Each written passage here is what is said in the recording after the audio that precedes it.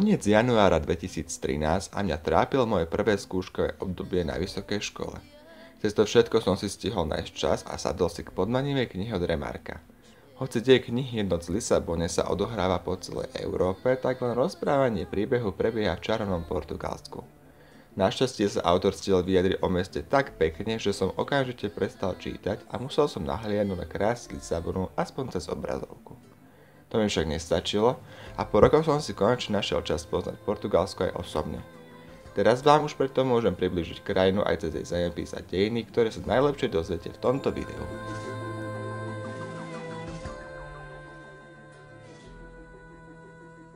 Portugalsko je krajina nachádzajúca sa na západe južnej Európy.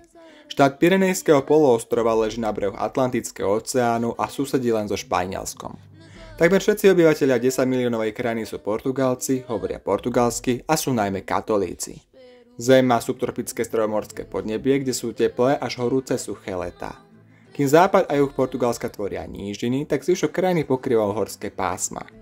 Štát patrí medzi popredných výrobcov medi a sú tu tiež ložiska cínu, wolframu a uránu. Najvýznamnejšími riekami sú Tejo a Douro. Dĺžka pobrežia dosahuje 1800 km, pričom takmer polovicu z toho tvoria pobrežia Azorských ostrovov a Madeiry. Portugalsko má jeden národný park a ďalšie chránené oblasti a rezervácie.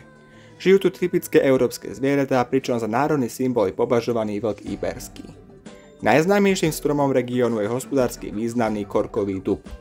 Portugalsko je dokonca najväčším producentom korku vo svete. Ďalej sa tu pestuje najmä vinič, olivy, obilie a ovocie. Hospodárstvo prosperuje takisto z cestovného ruchu a z textilného a obuvníckeho priemyslu. Najdôležitejšie priemyslové strediska sú v zaľudnených regiónoch, a to v Porte a hlavnom meste Lisabone.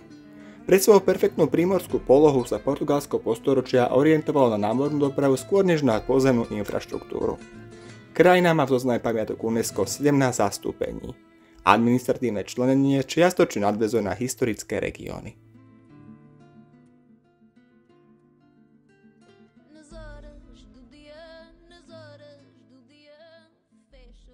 Hoci Slovensko spája s Portugalskom menšia rozloha, zložitý jazyk, prevažujúce katolícke vierovyznanie a európsky kontinent, tak dejiny tohto štátu sú od tých našich výrazne odlišné. Môže za to poloha štátu, ktorý sa preto skôr ako o európsku politiku mohol zaujímať o budovanie svojho vlastného zámorského impéria. Ak vás Portugalsko zaujíma, tak by ste sa mali oboznámiť aj s jeho históriou.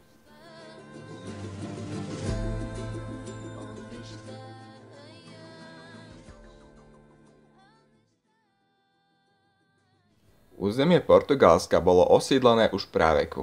Okolo roku 500 pred našim letopočtom sem prichádzajú zo Stredomoria Féničania, Kartáginci a Gréci. V 2. storočí pred našim letopočtom začalo podmaňovanie územia Rimanmi, ktorí narazili na odpor keltského kmeňa Luzitáncov. Rimania dali pomenovanie provincii Luzitánia a spravovali ju 6 storočí. Významne sa podielali na rozvoji komunikácií, jazyka a priniesli nové plodiny. Po páde ríše sem prenikajú germánske kmene Svébov, ktoré boli porazené rozširujúcim sa kresťanským vizigótskym kráľovstvom.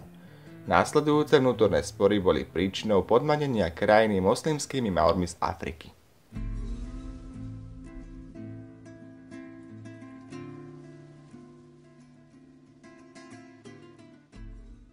Maurovia ovládali väčšinu územia Portugalska, na ktorom vznikol Kordobský emirát.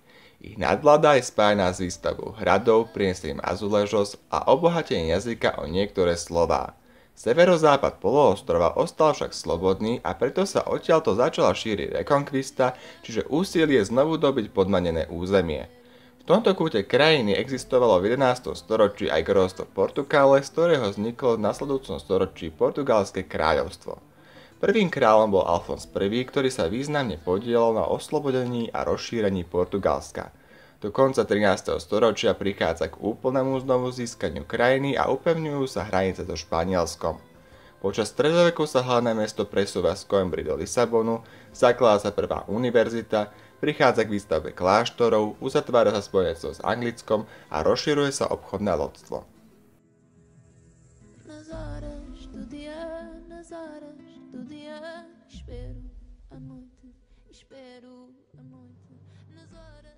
Po upevnení moci začalo Portugalsko postupne expandovať za svoje hranice.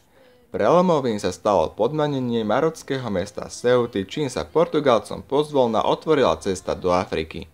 Treťorodený princ Henrich Moreplavec si uvedomoval, že sa pravdepodobne nestane kráľom a preto sa intenzívne venoval podpore výskumných plavieb, čím založil základy budúcej koloniálnej ríše. V tradícii objavovania pokračoval aj kráľ Jan II, ktorý po obsadení Konštantínopolu Osmanmi hľadal námornú cestu do Indie. Tu napokon našiel Vasco da Gama a bola idealizovane zachytená v epose Lusovci básnikom Luís Vaz de Camõesom.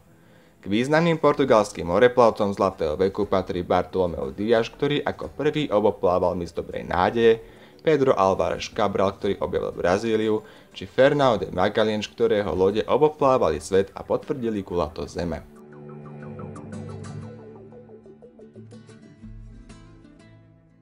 Objavovanie nových miest podnietilo pápeža, aby nanútil Portugalsku a Španielsku podpísanie Tordesilhaskej zmluvy, čím zabezpečil stabilitu a mier kresťanských krajín a zároveň rozdelil svet na dve hemisféry. Portugalcom sa na svojej pologuli podarilo získať množstvo kolónií ako Goa, Malaka, Makao, Brazília, Mozambik, Angola, Ceylon či Timor. Nové teritóriá zmenili tvár krajiny. Bohatstvo z kolónií sa však nevyužilo na rozvoj domáceho hospodárstva, ktoré nedokázalo konkurovať iným veľmociam a spravovať všetky zámorské územia.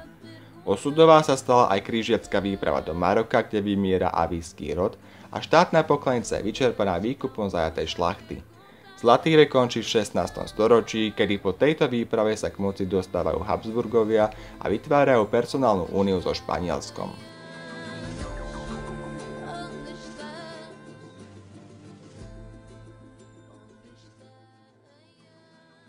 Obdobie 60-ročnej nadvlády Habsburgovcov bolo vnímané negatívne, keďže porušovali dohody, čím trpel portugalský obchod. Z toho dôvodu silnelo hnutie za nezávislosť, ktorého výsledkom bolo ukončenie personálnej únie a obnovenie nezávislého Portugalska. Krajina bola následne len druhoradou veľmocou až do času objavenia drahokamov a zlata v Brazílii. Prinesené bohatstvo sa priamo odzrkadlilo v barokovej architektúre čase osvietenského absolutizmu. Národ bol skúšaný, keď prišlo k ťažkému zemetraseniu v roku 1755, čoho následkom bol značne poničený Lisabon. K jeho znovu vybudovaniu a súčasnej premene prispel premiér Marquês de Pombal. S jeho vládou sa takisto spája obmedzenie moci cirkvi a zavedenie významných reforiem v oblasti daní, hospodárstva a školstva.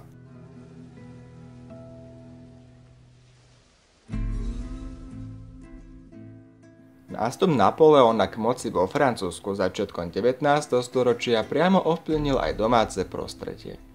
Portugalsko ako starý spojenec Anglicka bolo vtiahnuté do vznikajúceho sporu, keď odmietlo zatvoriť prístavy. Po prehratej pomarančovej vojne nasledovala poloostrovná vojna. V tomto čase uniká kráľovská rodina do Brazílie, kde sa zároveň presúva aj hlavné mesto do Rio de Janeiro. Do krajiny tedy napochodovali napoleonské vojská, ktoré nakoniec boli potlačené Britmi. Tí tu avšak nastolili de facto svoj protektorát. Situácia nakoniec viedla vzniku konštitučnej monarchie. Pánovník bol donútený sa vrátiť do krajiny a uznať obmedzenie svojej moci. V roku 1822 prichádza k strate ekonomicky významnej Brazílie, ktorá vyhlásila nezávislosť. Silnejúca sociálna nerovnosť neskorších dekád a vysťahovalectvo prerastlo do republikánskeho hnutia a revolúcie, ktorá vyvrcholila v roku 1910 vznikom republiky.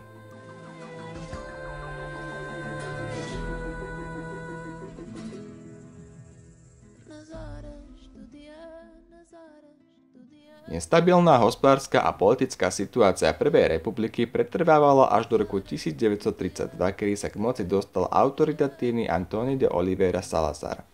Diktatúra nového režimu, čiže štádo Novo, sa opierala o priazeň robotníkov, ktorých sa systém snažil získať tým, že dostanú fado, fatimu a futbal, čiže budú mať dostatok času pre seba a mal na riešenie politickej situácie.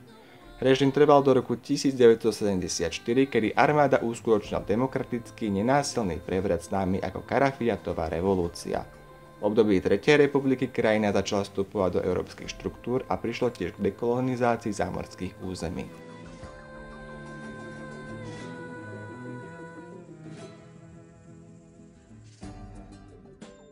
Leto je krátke a život je krátky.